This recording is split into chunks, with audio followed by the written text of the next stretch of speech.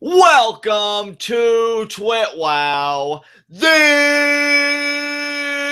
best wrestling podcast made for wrestling fans, by wrestling fans, on the web today. I'm John, that's my cohort and commentary Ashton, and this is our NXT review. And I gotta say, for the go-home show before TakeOver back to Brooklyn this Saturday, I liked what they did. A good portion of the show was video packages and, kind of just running down the card and hyping that up. But with the stuff on the actual show, including a very fun 6-woman tag, I thought this was a great episode. I was able to, let my hair down, so to speak, have fun with it, and chill out for an hour with some great wrestling and some great hype before TakeOver back to Brooklyn. Partner, what did you think of this show tonight?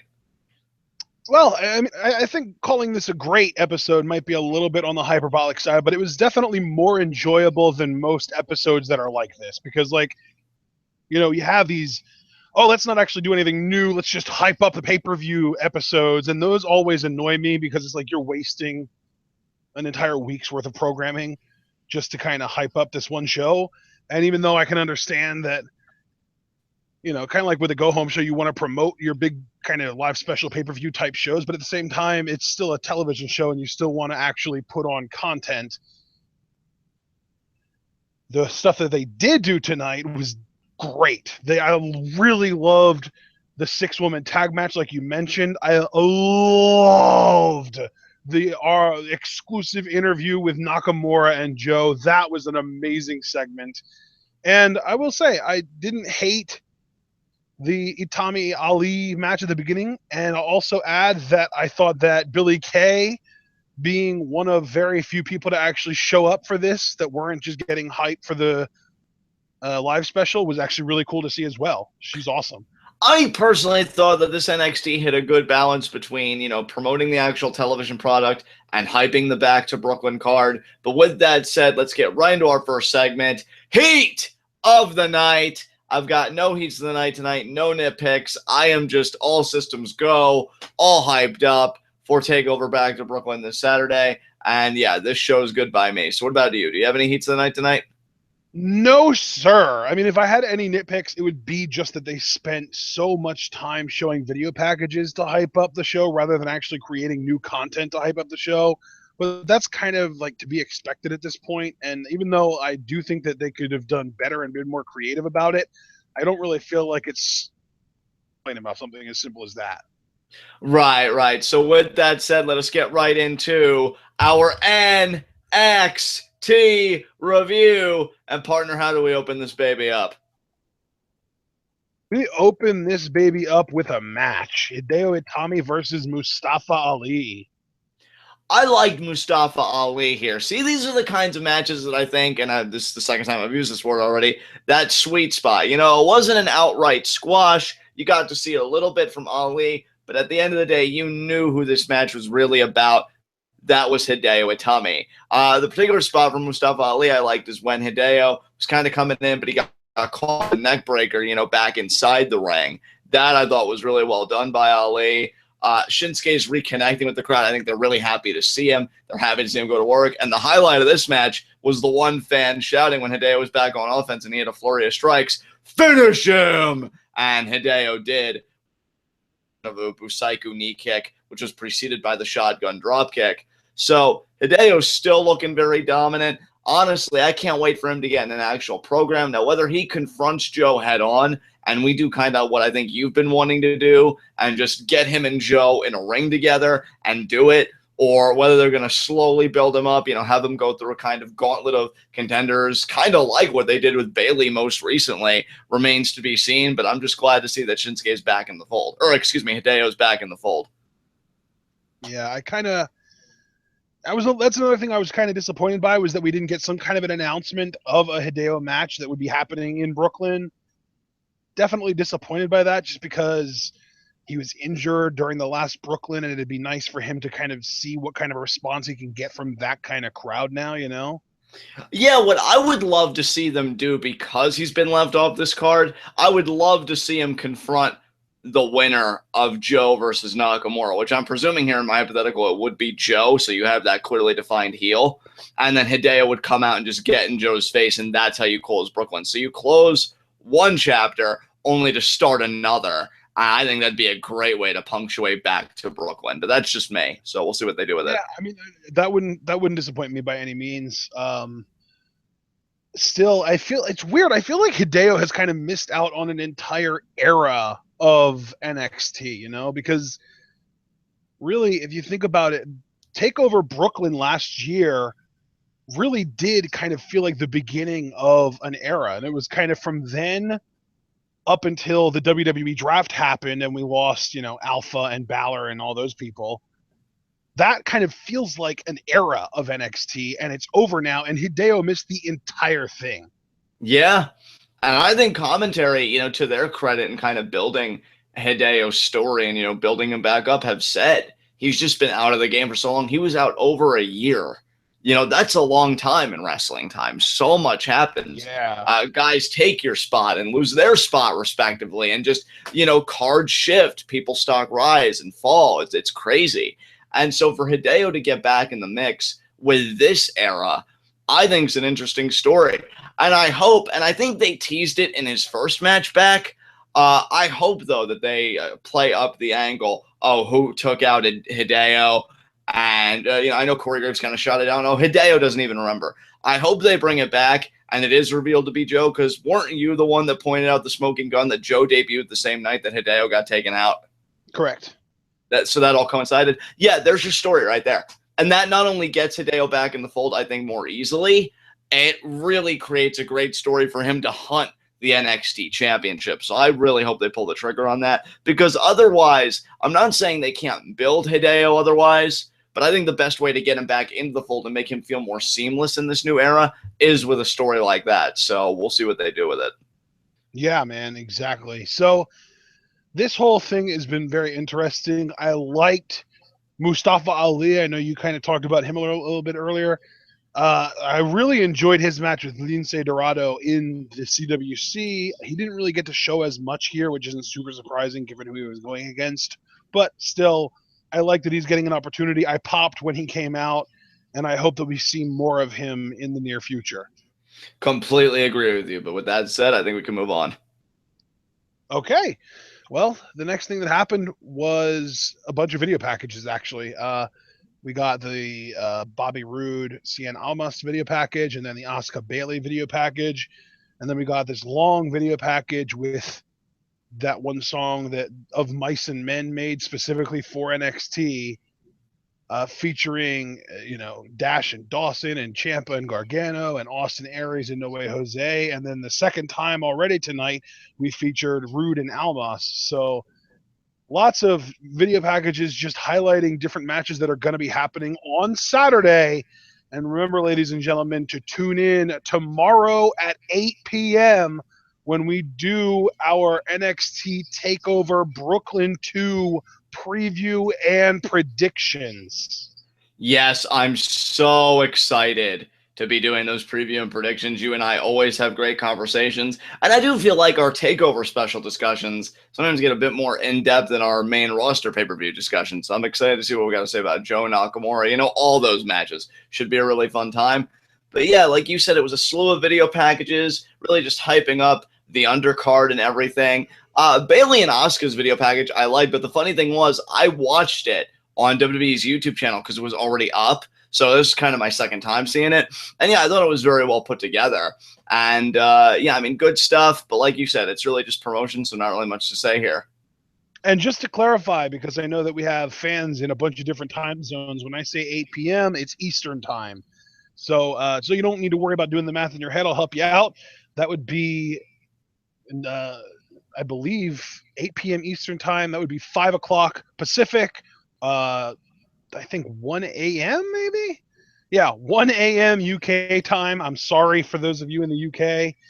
Or I don't even know what it is Japan time. I apologize for that. You're on your own on that, but I know most of the other ones. But regardless, we need to move on and actually talk about what happened on NXT that wasn't just promotion. William Regal starts talking about the last year in NXT, talks about how big of a deal the first takeover Brooklyn was, talks about how all this international talent has been flocking to the brand because they know that this is where the best competition is. But who shows up but Billie Kay? Now, you've always been the bigger Billie Kay fan between the two of us. What did you think about her staking her claim to William Regal's face and saying, I need to be on this card? I loved it, dude. I freaking love Billie Kay. She's a way better talker than most people realized, including myself. She did a great job really kind of asserting herself and just, man, I'm gonna you need me to be on this show. If you want to call this the best takeover ever, you need Billie Kay to be on the queue, on the, what's that thing called that shows the names of the people? Marquee. The marquee. On the marquee, yes. Do you know what I love about heels like Billie Kay and Samoa Joe? And believe me, we got a lot to say about him later. I love that they're so legitimate in their reasoning. Like, they don't need to lie. Because Billie Kay tells William Regal, look, I was on SmackDown last month. And on NXT, I've been stringing wins together. I think I deserve a little something. You need me on this card. And you know what? Nothing she said in that statement was a lie. Nothing she said in that was hyperbole or blown out of proportion. She kept it grounded because that's how credible she is. We need more heels like that. I love that NXT does that with the likes of her, Joe, and I'm sure there are others, but I can't think of them off the top of my head.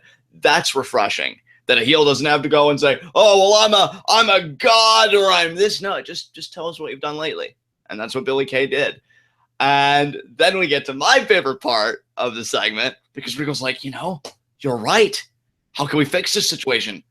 I know what we're gonna do. At NXT Takeover Back to Brooklyn, it's gonna be Billie Kay versus the debuting Ember Moon.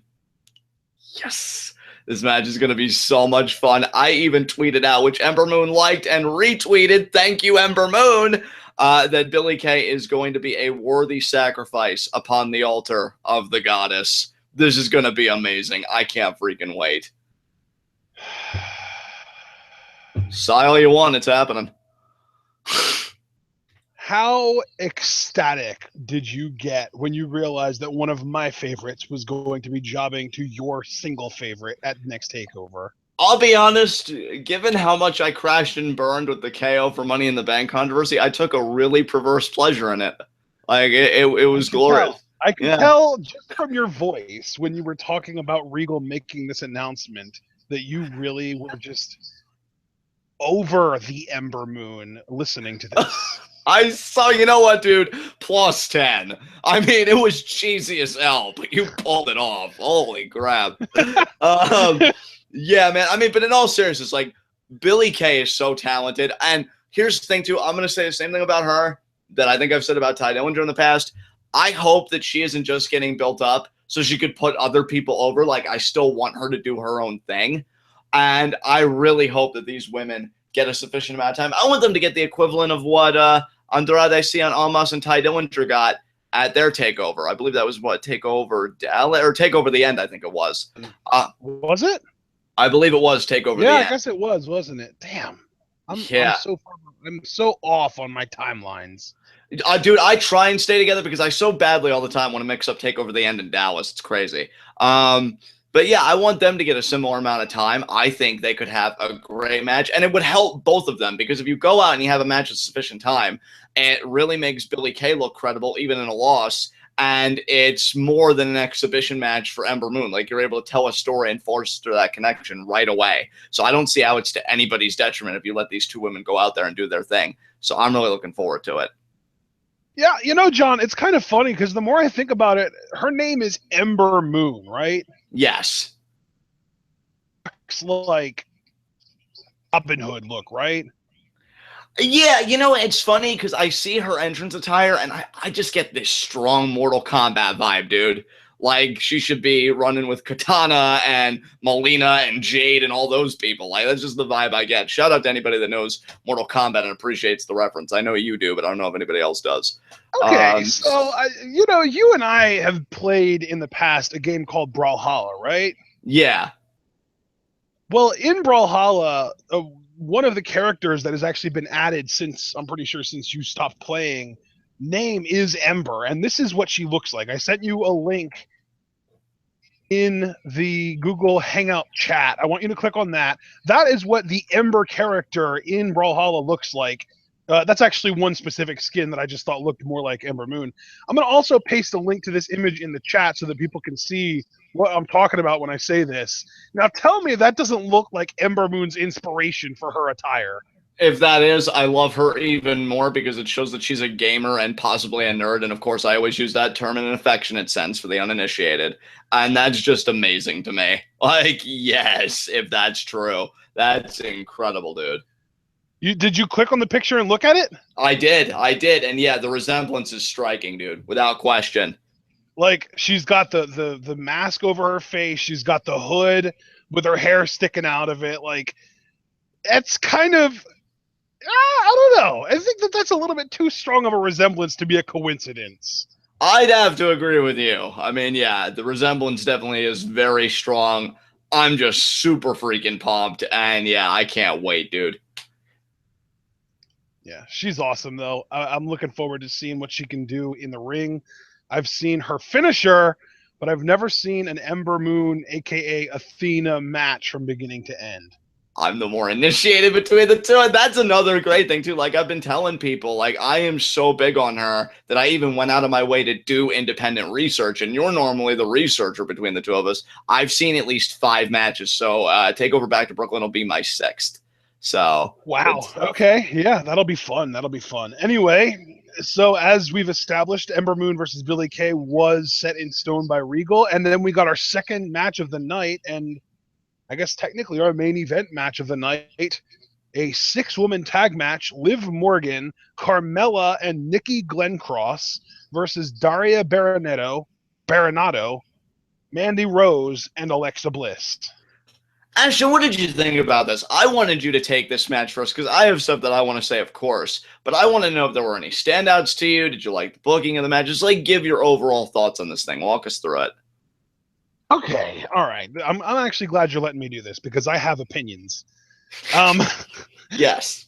First of all, I think I really like Liv Morgan, and I think that she is really starting to kind of step up into a place where they can kind of start booking her similarly to the way that they've been booking, say, Carmella for the last 6 months or so, and it would be viable and believable. Yes. I just think that Liv Morgan has kind of stepped up. She's in a place now where I could buy her beating kind of the mid to undercard women in the division and maybe just kind of challenging only to get stomped on Asuka. Yeah, I would agree with you there. That kind of stuff. I really liked Nikki Glencross in this. She has some fire, man. Like, she was so fiery and so passionate and so into this match, and she was screaming at the other girls when they tried to get out of the ring and screaming for a tag when I think it was Liv was trying to reach out for a tag, and it was awesome. Yeah, I mean, just to interject and give my first 2 cents on this whole thing, because I know Jackie on Twitter, who's amazing, and I hope we can work out for Ember Moon together come Saturday, but she wanted my opinion on Nikki Glencross, because she, you know, keeps up with all the women's wrestling, all the top players. I liked her too. I thought she was great. You know, she kind of reminded me of like an early Becky Lynch, except not nearly as stereotyped and all that stuff. I liked the fire that she brought. I loved. Yeah, actually, that's a really good comparison. Like, when she was just coming out to the ring, when she did her, you know, her entrance, and she was just coming out and she was kind of getting the crowd fired up and stuff. I definitely noticed some Becky Lynch kind of, you know, body language there too. And one more point I want to make about Nikki Glencross, and then I want to hand it back to you to go over the rest of the match and any observations you might have. One thing that I was so grateful for, and I was kind of holding my breath, I'm like, oh man, Nikki Glencross has got all this fire, but watch, they're going to make one of the veteran people, you know, humiliate her, catch her in a move, and then they're going to snuff her out. They didn't do that. They let Nikki Glencross, in like the little exchange you had with Alexa Bliss, go over. And I really like that. You know, I thought that was so good because they were really emphasizing this match is about the future of the women's division. And I'm like, okay, you know, Alexa Bliss, she's doing her own thing on SmackDown. Just let her give Nikki this. And she did. And I really, really appreciate that, because already now Glenn Cross is looking like more of a standout here and somebody that we could look out for. But with that said, you can walk us through the rest of the match. I mean, what did you think about Daria, Mandy Rose, like all those people? Yes. Straight up, John, Mandy Rose was the most impressive newcomer in this to me. Really? Not from an, okay, she's going to be the biggest star perspective necessarily, or even like she was the best in the ring. She wasn't. Nikki Glenn Cross, out of the three newcomers, was clearly the best, most polished, most technically sound in-ring worker. But when I say impressed, I mean compared to what my expectations were. Because I was expecting another Eva Marie. I thought she'd get in there and she'd be clumsy and uncoordinated. And she actually looked basically like she was on the same level as some of the other girls that were in there. I mean, it was clear that Nikki had more experience and was more polished, like I said. But you would, like, to the untrained eye, I don't know if someone would have been able to tell that Mandy was a one-year rookie. I would agree with you, dude. You know, honestly, it's so funny that you said everything you just said, because when Mandy Rose is in this match, I'm like, oh, dear God, please. Not another Eva Marie, because while they're making Eva work on SmackDown, I get strong ECW vibes. Like, I remember in ECW, they said the Public Enemy, oh, those guys couldn't wrestle worth shit. But they had characters that we could work, and we accentuated the positives and we hide the negatives. That's what I feel like SmackDown's done with Eva Marie. And I'm like, we don't need to do this twice. I don't want to go through that whole thing again. And Mandy Rose actually really held her own. She looked good in there. I actually feel like she's the type that you give her a year or two in developmental or however long, she could really come into her own. I'm not saying she's going to be like this technical wrestling or whatever kind of aficionado, but she'll be good enough to be what a WWE brand needs, and type of woman that I think could almost even carry championships, believably. So yeah, I'm going to keep a close eye on her. Daria wasn't bad by any means. I liked the little bit that she did do in there. I think the attire was a bit much for me, because they're like, oh, she has this judo background, this and that. Didn't really pop for me. But yeah, I'd say Nikki Glenn Cross, I absolutely loved in this match. I think she was my favorite of the newer people that we saw here. Oh yeah, I agree with you. She was my favorite. I guess what I'm trying to say is Mandy was the one that surprised me the most. Yeah, and I would agree with you. So little, and she was so, I guess I could say, competent. You know, like she wasn't awful. That was the thing. Dude, you and I are in complete agreement. I am right there with you. I'm so relieved, actually, that we're even saying this together, you know, as a unit. Yeah. Because I was so scared, like, Mandy, please! And, you know, she didn't. She actually, like, it's funny because this is the difference. When Eva Marie first showed up, it was like she was some, like, ditzy actress trying to play wrestler. Mandy Rose actually feels like a wrestler in training. Yes. Yeah. Great phrasing, dude. I agree with that. And again, I think if you give her time and she becomes more polished, she could be a formidable heel. You know, maybe only like maybe that mid-card heel. I don't know. Maybe she'll continue to exceed expectations, but no, she could. Yeah. She's main event bound all the way. She's going to be the WWE's next pet project. The Eva Marie babyface project failed because she's just massively over as a heel. No one's ever going to cheer her, I don't think. But Mandy Rose is going to be the new pet project. They want her to be. I'm guessing within the next 2 years, we're going to see reports coming out that Vince wants Mandy Rose to be the next John Cena of the Divas division or of the women's division. That's a lot of pressure. We'll see if she can carry it, though. Like, I really am legitimately intrigued of what she can bring to the table. And to think that she got this spot before the Tough Enough winner, Sarah Lee, I think is very tough, because we haven't seen shit from her yet. I'm just wondering when that's going to come. Well, I think that they did kind of establish on Tough Enough that Sarah Lee was going to take longer to get good. Like, she was going to be a little bit of a slower learner. She wasn't picking things up as quickly as Mandy. And the reason that they made that she won was because she had a connection with the crowd, not because she was necessarily the best qualified for the job. Exactly. So we'll see how Mandy can do here. Very fun match. She does tap out to Carmella after her submission, which I remember is called the Code of Silence. And Alexa was giving Mandy crap for it after the match. Really fun. And again, it's a match that definitely excites people for the future of the division, because I'm already thinking about seeing Mandy's name on the marquee or Nikki Glenn Cross's name on the marquee competing for the NXT Women's Championship with considerable time, of course. But I can already see that vision if they see it and NXT sees it, most importantly. So great match.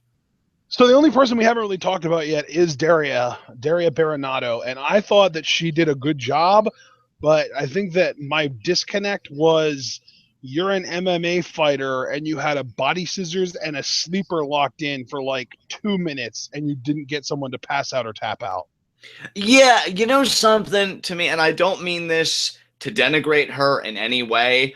I think Daria, it's funny that I call Nikki Glencross like an early Becky Lynch. I would say the same about Daria in the sense that she's going to need a complete reboot to me. This is something like this whole MMA thing. I don't think it's going to stick. I think they're going to have to go back to the drawing board with her. It didn't really pop with me. I felt a disconnect with it. And I mean, like here's you the said, thing. It could stick if she would actually have like a dominant gimmick. Like if she would actually have like, honestly, I know this might sound a little bit off or strange or out of the blue, but they could have Daria be the new Nia Jax. She could go out there and destroy people, but rather than doing it with size and power, she does it with legitimate MMA fighting background. And she could knock someone out with 1 or 2 punches or a punch combination, or she could just submit people or make people pass out with submissions. But for her to be in the middle of the ring with Liv Morgan in a body scissors sleeper for like 2 minutes and then Liv somehow manages to break free is the least believable thing that's happened in a long time on NXT. and that's an excellent point you make, because I feel like even if you were going to try and build up this aura of a legit striker, a legit fighter, that kind of stuff, that immediately kills the mystique, a moment like that. I think you're 100% right. And here's my thing, too. I do agree with you that it could stick because let's be honest here. WWE, I think, would kill to have somebody like Ronda Rousey in their ranks, but Ronda Rousey's never going to wrestle full time for WWE. So Daria, I think they'd want an MMA type character to kind of fill that void and kind of capitalize on popular culture. If they could really make Daria this kind of gimmick, I think that would be cool. But I think going back to your point, bringing it full circle, you need a commitment. Oh, by the way, I wanted to say something about this earlier. She's very picky about how people pronounce her name. Daria was the MTV cartoon character. It's Daria. You know what? And they said that a lot on commentary. I will not make this a Ciampa fiasco. Oh my God, see, I'm already doing it. Daria, okay. Daria, I think it takes commitment for that gimmick, and it goes back to your point. Having that kind of moment where you're in like a body scissors 2 minutes and you're working that hold and nobody passes out or taps out, that's a rough start. If you put her in singles matches, though, and she's mauling people and maybe getting TKOs or submissions, like, that's unique. And I think they could really do something, but you really got to commit to it. I'm talking about Daria and NXT, so we'll see if they can. But yeah, definitely, in terms of ranking the new women, I'd have to put her third. Nikki's first, Mandy's second, and yeah, Daria, no fault of her own, but I really didn't feel it tonight. So yeah. But a good match all the same. I won't necessarily agree with that, because I do think that she showed some skill and some technical ability that Mandy didn't. Right. My problem wasn't with that. My problem was with the way that she was booked. So I'm going to give her credit. She's still going to come in second as far as who the actual best is behind Nikki. But if we're talking about who was the most surprising, then she would come in last, because to me, I was probably, I had some expectations for her, and I would say she met them, but I had literally no expectations for either one of the other girls. And Mandy was the most surprising, because my expectations for her were in the gutter. And Nikki surprised me too, because I thought that she was going to be good, but I didn't realize how good. Right. So with that said, I mean, yeah, like I said, Mandy taps out because of Carmella's code of silence. Baby faces win. Unless you have anything else you want to say, we can move on. Did you see how angry Bliss was at Mandy post-match? Yeah, I remember even saying, like, she was chewing around on that. Like, are you kidding me? Are you kidding me? And I'm like, oh, man, Alexa, Jesus, calm down. Oh, man. I love Alexa, man. I'm going to miss her in NXT. I definitely feel like I feel bad for Alexa and Carmella and Mojo and Eva. I just feel like all these people that got drafted early. And I'll also say I feel bad for Mojo and the Vaudevillains. Yeah. Just because all these people that got drafted early are never going to be able to keep on getting better in the Performance Center, they're basically stuck where they are. Because, like, I would just answer me this, John. On average, how many people would you say get called up and then while they're on the main roster get way better than they were when they first got called up? I honestly wouldn't say that many. I couldn't even really bring any names to mind to kind of further that point if I was to say yes. So it's kind of That's where what I'm I'm at. saying. Like, when you get called up to the main roster, your growth and your improvement either completely stops or slows down pretty significantly. And all the people I just listed, Apollo, the Vaudevillains, Mojo, Carmella, Bliss, and Eva, all have just still so much to learn and so much to so far to grow and get better and that kind of stuff. Yeah, But yeah, absolutely. they're kind of stuck now. They're on the main roster, and like I said, being on the main roster kind of stifles your growth a lot of the time. So hopefully they can overcome that stigma and they can continue to get better on the main roster, even though not many people have before. But my hope is kind of shaky for them. I mean, even like Emma, when she went to the main roster, if anything, she regressed until she came back to NXT with her heel gimmick and then got better from there. Yeah, I would completely agree with you there, dude. I'm hoping for the best for all of those call-ups. Honestly, I feel like Alexa might surprise us if they just really pushed on the gas and they really like promoted her and she got featured more. She may really come out and get better, but I think she may be an exception. But the dominant rule still is you either stagnate or even regress. Definitely see that for Mojo. Carmella's kind of up in the air too. Honestly, Mojo's the one that I'm least worried about because I think he, with his like ridiculous energy, if anyone is going to connect with a casual mainstream main roster crowd out of everyone that I just listed, he's the one that's most likely to freaking do it. Yeah, that is a great point you make. That is definitely a great point you make. I've already said vaudevillains are screwed. You know, we've both, and I love those guys. But, you know, that gimmick, and when we both said it, Yeah. is not a. I think Carmella is dead in the water on the main roster, too. Yeah. Carmella to me is kind of a question mark. She could still make it, but I have my doubts. So, yeah, it's definitely in a precarious place, but we'll see how it all works out. But with that said, back to the present, we know who won this 6 women's tag team match. Anything else you want to say about it? No, do you want to move on, John? Absolutely. Let's move on, partner. Oh, okay. Well, then I'm going to let you take the ball because up next was another Ember Moon vignette. Oh my god, I love her so much. Yeah, man. I'm gonna be honest. Like, depending on how this run goes, I may even like her more than Emma before too long. I'm just putting that out there, man. Yeah, man. Hey, that's Emma. Okay. That's all right. That's all right. You can have her. I'll take Emma. Yeah, that's fine. I mean, Emma never retweeted me. Screw you, Emma. You broke my heart for the last time. But no, in all seriousness. I mean, if we're going by retweets, good lord. We both have pretty big rosters to pick from, you know? That is true. That is certainly true. But you've been retweeted by quite. I mean, hasn't Melissa Santos retweeted you before? Yeah, she has, and I hope she doesn't get hurt this season. I'm so worried. I mean, between Katrina and Phoenix and Marty sniffing her all the time, I'm worried. But, you know, that'll come September 7th. Lucha Underground Season 3 is going to be amazing. But, yeah, I mean, I'm just really looking I think Peyton forward. Royce has retweeted me before. We'll see. Yeah, there you go. You know, Aussie's having your bag, baby. That's awesome. Yeah, well, speaking of which, where the hell is she?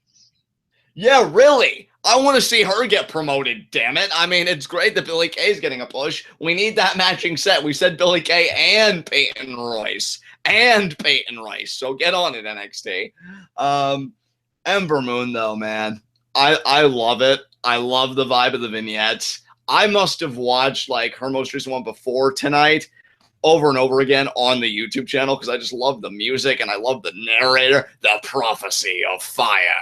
Ember. Yes. Yes. So good. I think, dude, I just made this connection. Is that the same guy that does Eva's voiceover in her entrance? I didn't get that vibe, but if that man is working it. He's getting the work. He's making that money. I think that might be the same voice, just with different inflections. And that very well could be different inflections. I mean, it would certainly throw a goof like me off, so it certainly could be the same guy. But I freaking love it. And again, like, I get such a Mortal Kombat vibe from it, which is great for me because I freaking love the Mortal Kombat series and the mythos and all that. and her eyes are glowing, and she's just ready to kill people, and I'm ready to see her kill people. Like, I'm telling you, dude, Ember Moon is the type of person with this vignette. I've already said it. I'm going to say it for the final time before preview predictions, in which case I will reiterate it all over again. She is what I'm most looking forward to at TakeOver Back to Brooklyn. And it seems like it's not even really close. Like, you could literally just skip over the whole show, wait for the videos to get uploaded to the YouTube channel, and just rape the replay button on her debut.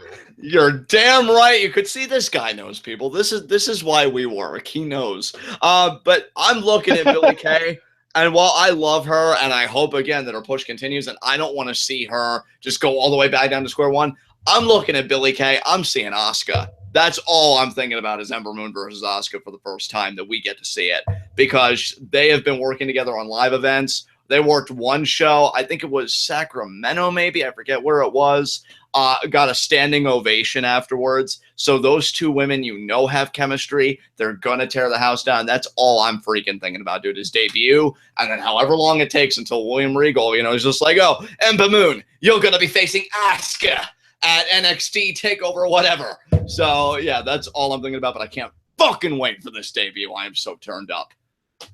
Good stuff. So, are you feeling better?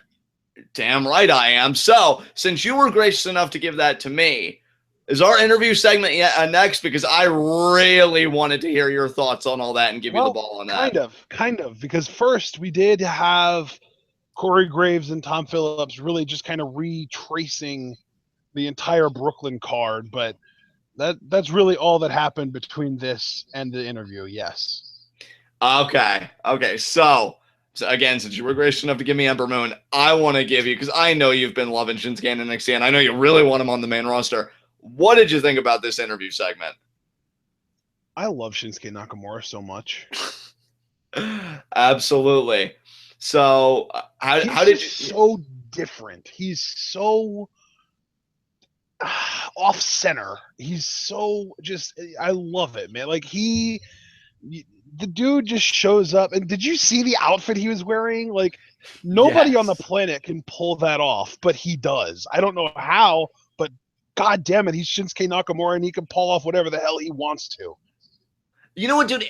For me, I think it's the confidence, because I think Shinsuke radiates such confidence. Who the hell am I to tell him that he can't pull a certain outfit off? He's more confident than I am, and I could be wearing the stuff that's actually in trend right now.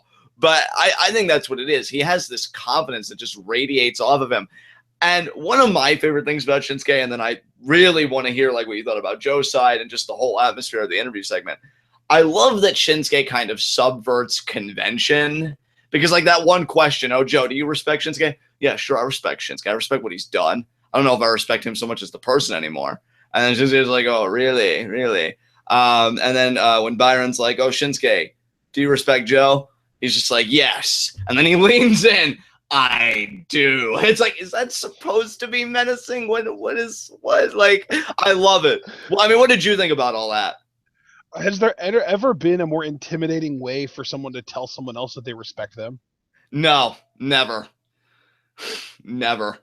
I don't think so either. And I love, too, that Joe was just like, I remember back when Shinsuke was first getting started, he came to my dojo in Los Angeles, and Shinsuke's just like, what?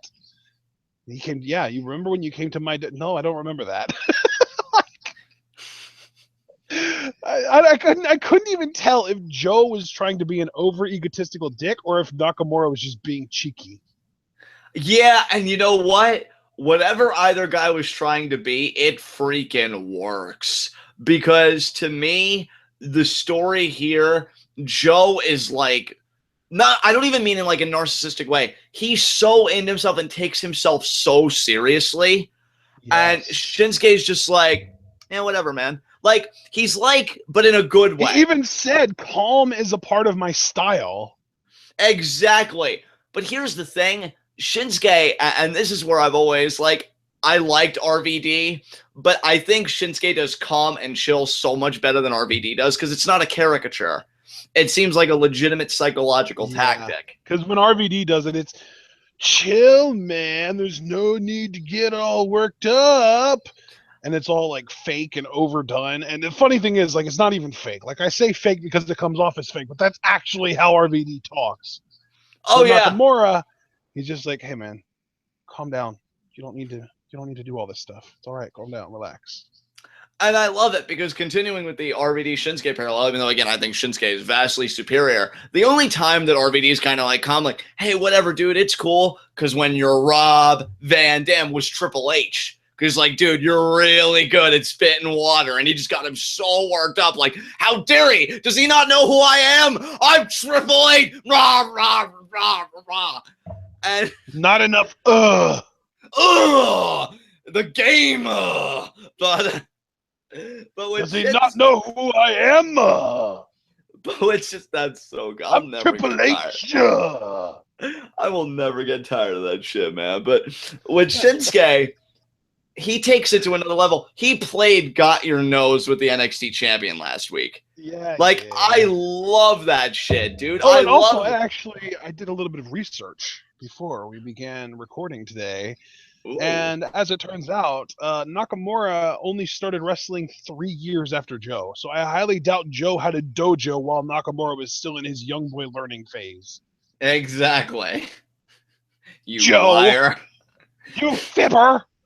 Oh, man. But yeah, I mean, I just love that Shinsuke is so in the head of Joe. And what I love even more is if anybody is casually like watching this and they don't know who Shinsuke is, and they may not even really know much about NXT, and they're just like flipping it on randomly and they see this, they're like, what's this guy's deal? But then when the bell rings, like, Joe doesn't even know what he's in for, because I think he's so flustered by Shinsuke's mannerisms, he's forgotten who the hell Shinsuke is, and he's just gonna need Joe all over the place. It's gonna be amazing, dude. I gotta be honest with you, man. I've said this before, and I'm actually going to make this a prediction official, I think, tomorrow when we do our official preview predictions. But I got to say, I hope Nakamura's overconfidence and Joe taking this as seriously as he does leads to Joe winning this match. See, I want to say, yeah. It seems like Nakamura knows he's going to win, and Joe is worried about whether he can win or not. And that dynamic right there, I think it would make a whole lot more sense for Joe to have Nakamura's number in that sense, because he can come into the match really paranoid, really feeling like William Regal is on him, and Regal is like, it's like a conspiracy theory, and he thinks Regal is out to get him and stuff. And in the meantime, Nakamura just walks in, didn't even bother to prepare for the match, just knows that he's going to win the match because he's Shinsuke Nakamura and he's the best right now and all this stuff. And then Joe manages, because of all the preparation, because of how concerned and paranoid he was about this match and how much work he put into trying to ensure that he didn't lose it, he ends up winning. See, what's so fascinating to me about this match, Ashton, like, I love everything you just said, and I feel like if they booked it that way, I would have no qualms with it. But where I'm concerned about this match, and I doubt it because NXT's never really gone to this well before, doesn't make it any less of a worry in my mind. Both of these guys coming into it seem so credible for different reasons. I'm wondering if NXT may opt for that rare DQ finish where maybe Joe gets himself disqualified. I don't know, because I don't know if they want Shinsuke to be defeated at the hands of Joe. I think that'd be the smart thing to do. Shinsuke shouldn't even really be here. He should be on the main roster. I just don't know how they're going to play it, which is what I really can't wait to talk to you about tomorrow, because I'll have to have my thoughts sorted out and pick a winner. But yeah, it's really still a toss-up for me all this time later, because Joe is really worried. And I love that he's giving Regal shit, by the way. I'm glad that you mentioned that conspiracy theory, because that was one of the highlights for me of this interview segment. Byron's just like, do you think William Regal wants you to be NXT champion? Starting to wonder, Byron. Starting to wonder. Like, hopefully that'll go somewhere. I don't know. I know Regal's not going to get back in the ring, but I don't know what they're going to do with that, if it's going to build to anything. No, but it feels like a continuing story that I don't want to end at Brooklyn. I want Joe to keep the title so that we can keep on seeing Regal trying to get the title off of him. That's interesting to me. I certainly agree with you. I think that's a great story to be telling. I'm hooked. And then, William Regal plays his final card, hopefully in due time, that being Hideo Itami. That's how we get that whole match. But as far as Shinsuke and Joe go, this is an amazing interview segment, but I'm a mixed bag. So you guys are definitely going to have to tune in tomorrow at 8. when we do our preview and predictions for TakeOver Back to Brooklyn, because I'll have to have my feelings settled by then. But yeah, I'm really conflicted. So I can't even tell if you're being genuinely conflicted or not, but I know that you know that it's good for business to be conflicted about these things. Dude, I mean, I'm not. Make a decision. Yeah, I mean, I'm not playing anybody. It really is a toss-up for me because I really do think NXT kind of booked themselves in a corner. No, it's fine, man. I'm just saying, if you were sure about something, it's still okay to pretend you're not, because that makes people want to come see when you finally make your decision what it'll be. Watch our product. So yeah, there you go. It's gonna be great. But with that said, is there anything else you want to say about the interview segment? I just thought this was great. I think that my favorite part, up until Nakamura told Joe that he respects him in the most intimidating way possible, I think my favorite part was Joe really calling Regal out. I thought that was great. Just like talking about how, he had to jump through all these hoops, and he had to beat Sami Zayn a bunch of times in the Battle Royal and all this stuff, and he had to carry Finn through the Dusty Classic and all this stuff. And then Nakamura shows up, beats a few guys, including someone that Joe beat twice, and he gets handed a shot. And then he also brings up that Regal consulted Asuka regarding the rematch with Bayley, but didn't talk to him. Yeah, dude, again, like I said about Billy Kay earlier, I love that Joe is the type of heel, doesn't need to commit hyperbole.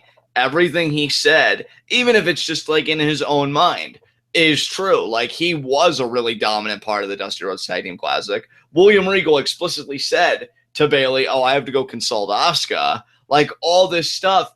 And, Shinsuke did seem to have a path of least resistance. Like, he did only have to win a few matches to get contendership. Whereas Joe, it's like, oh, we don't, hand out title shots. We earn them. And Tyler Breeze cost him the Battle Royal, and he had to go through all this crap. It was nuts. So, facts are definitely on Joe's side. The only thing, and see, this is kind of a positive and a negative that I want to say about this segment.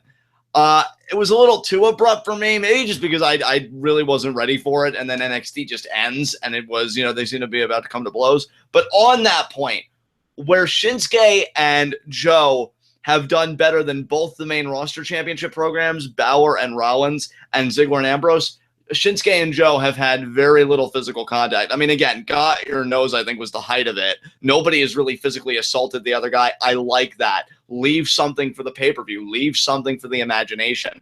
I think that's so smart by Nakamura, Joe. I think NXT is fully aware of the kind of match that they have, and they're able to create tension without that coming to literal blows. I think that's something that we need to see more of. I'm a huge fan of that style. So, good stuff. Yep, I agree. And I think that's going to be the end of our NXT review, John. If you want to bring up the next segment, we can move on. All right.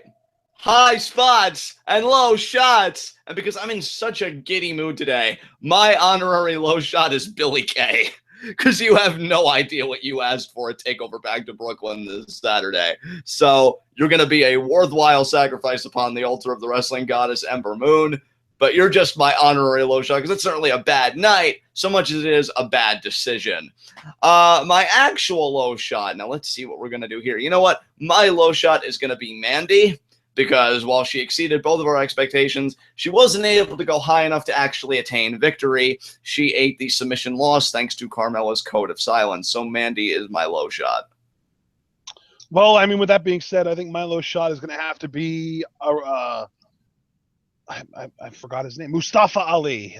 Man, I am so sorry. I really like you. I had to make you my low shot, though, because you lost, and you were the only other person in this match in this show that really lost, because there were only 2 matches. So sorry for forgetting your name, but yeah, you lost, so you're my low shot. All right, excellent stuff. Honorary high spot, Nikki Glencross. Very impressive in her debut, had quite a few standout moments, and she was on the winning team. So she's my honorary high spot. My actual high spot, though, you know what, man? I got to give it to my boy, even though he got a little flustered again tonight. I love Samoa Joe. And Samoa Joe really was great in his segment. Okay. He is so comfortable, and his heel skin. Did you see my my post on Tweetoff today that Joe had an interview with Forbes magazine? Did you see that? Nope. Dude, you would have loved, because I know you and I talked a little bit about the whole Conor McGregor thing. And Joe's like, I'm not going to promote him. He's a UFC guy. He's not in the WWE. Like, I don't care about his remarks. If he was a WWE guy, maybe I'd talk about him. But he's a promoter for himself, and I'm not going to aid him in that task. That's more or less what he said about that. And then he's like, oh, I want Brock Lesnar to beat Randy Orton so I could get a crack at him. And then when the interviewer's like, oh, but where would you fight Lesnar? Joe pretty much goes, WrestleMania 33. Where else? Like, I love that he's so badass, and he knows how good he is. And that's really been showing in his NXT Championship reign. I freaking love Samoa Joe, dude. I haven't loved him this much since he was the Samoan submission machine, like his first 2 years in TNA. It's that level of fandom now, and I'd even say beyond, because I think he has more of a character than he did back then here as just being like that paranoid champion. I fucking love it. Joe is easily my high spot for the splendid work that he's been doing. Well, this is interesting because my high spot is Shinsuke Nakamura. Ooh. No, I'm just kidding. That's a great choice. Great choice. I mean, he's a badass. What can I say? He is a badass, and Nakamura is doing great work, and that shit-eating grin that he had every time something came up that he didn't necessarily agree with just killed me. Hilarious, and I love Nakamura, and I can't wait for him to lose on Saturday so he can get called up as soon as possible. Dude, I fucking love it, man. Like I said, it's a 10 times better version of the dynamic between Triple H and Van Dam, because you got Joe, this is you, Shinsuke! I'm angry and I choke people. And Shinsuke's like, king of strong style. And he's just, so calm and collected. I love the sound effects at the end there. That was so random, but fit him so perfectly. And it's so good, and it works, dude. I can't blame you one bit for picking Shinsuke, because he has been on point. Again, he doesn't even need to be. As far as I'm concerned, he's logging in community service hours being on NXT. Now, I love NXT, but I mean, come on. Shinsuke is like out of this world right now.